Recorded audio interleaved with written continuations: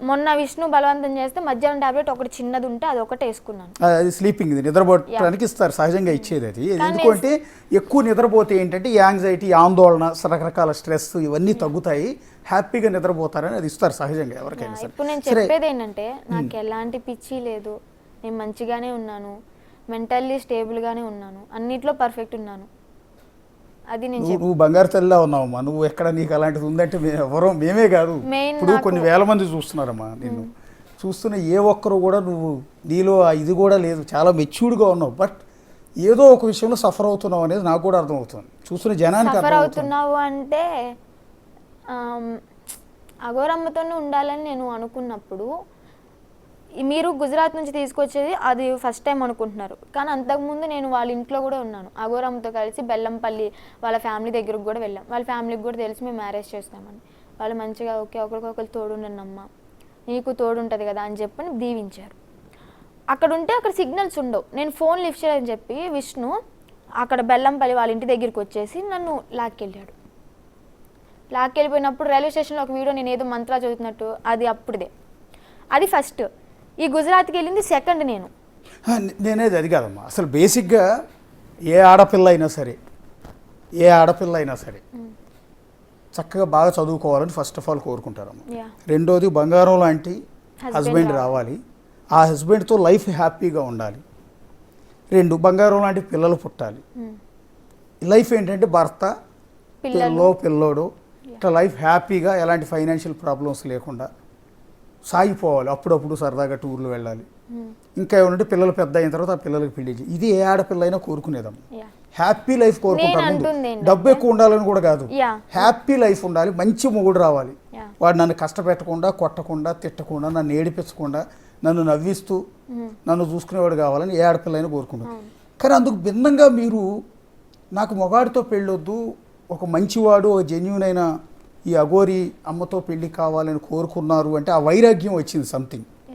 ఇప్పుడు అబ్బాయితో అంటే సెక్స్ మెయిన్ కాదు, అబ్బాయిని పెళ్లి చేసుకో అన్నది మెయిన్ కాదు, ఇక్కడ పిల్లలు పుట్టాలి అనే రూల్ ఏం లేదు, పెంచుకోవచ్చు.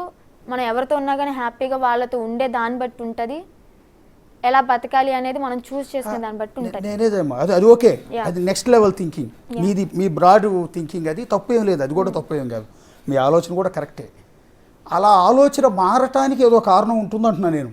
మీరు అట్లా డెసిషన్ తీసుకోవడానికి మగాన్ని పెళ్లి చేసుకుంటున్నారంటే పెళ్ళి అనేది కేవలం సెక్స్ కోసం మాత్రమే కాదు కదా, లైఫ్లో భాగం అది, అంతే తప్ప. ఎందుకు నా మైండ్ చేంజ్ అయింది అంటే నేను లైఫ్లో చూశాను చాలా, నా ఫ్రెండ్స్నే చూశాను, 2-3 ఓకే లేచిపోయి పెళ్లి చేసుకుని హస్బెండ్తో గొడవ పడి 2-3 నెలలకే చనిపోవడం, లేదా మళ్ళీ సపరేట్ వచ్చేసి ఇంకో పెళ్లి చేసుకోవడం, అలాంటివి నేను నా ఫ్రెండ్స్లోనే చూశాను కాబట్టి ఇలాగ చేయడం జరిగింది. నా థాట్ అనేది అలా నిదానంగా మారిపోవడం జరిగింది. అబ్బాయిని పెళ్లి చేసుకుంటేనే ఇలాగా ఏంటి అని చెప్పని నేను ఇతన్ని ఇష్టపడి పెళ్లి చేసుకోవడం జరిగింది. బిఫోర్ అమ్మా నాన్న సంబంధాలు చూడలేదు మీకు? బిఫోర్ అంటే 2 years బ్యాక్ నాకు ఇంకో గురువు ఉన్నారు తణుకులో.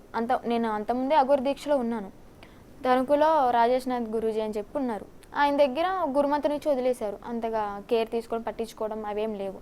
తర్వాత సనాతన ధర్మం గురించి ఈమె వీడియోస్ చూసి అవి చూసి కొంచెం ఇన్స్పైర్ అయ్యి ఓకే ఈమె దగ్గరికి సాధనకి వెళ్తే బాగుంటుంది కదా అన్నట్టు ఫస్ట్ అనుకున్నాం. కానీ ఈమె వచ్చిన తర్వాత ఈమెను చూసి, ఈమె మాటలు, ఈమె జెన్యూనిటీ చూసి నాకు లవ్ ఎఫెక్షన్ వచ్చేసింది. తర్వాత ఇద్దరం ఓపెన్ అప్ అయ్యాం, పెళ్లి చేసుకున్నాం, అదంతా అయిపోయింది. ఓకే, ఇక్కడ మెయిన్ ఏంటంటే నాకు ఈ విష్ణుదే కొంచెం చాలా మీ లైఫ్లో మీ లైఫ్లో ఒక విలన్ ఉన్నారు అంటే మీ లైఫ్లో హీరో అఘోరి అంతేనా? హీరో అఘోరి, విష్ణు కూడా హీరోనే ఒకప్పుడు, ఇప్పుడు కాదు. ఒకప్పుడు ఉన్నంత ఇదిగా విష్ణు ఇప్పుడు లేడు, ఇప్పుడు మాత్రం విలనే నా లైఫ్లో. హీరో విలన్గా టర్న్ అయ్యాడు. ఎస్. ఇప్పుడు మీ లైఫ్లో ఎవరి వల్ల సఫర్ అవుతున్నాను అంటే, వర్షిని ఎవరి వల్ల సఫర్ అవుతుంది అంటే అది కేవలం విష్ణు వల్లే. అండ్ ఇప్పుడు కొంచెం మా ఫ్యామిలీ వల్ల కూడా, మా ఫ్యామిలీ కూడా తను చెప్పిందే వింటున్నాను.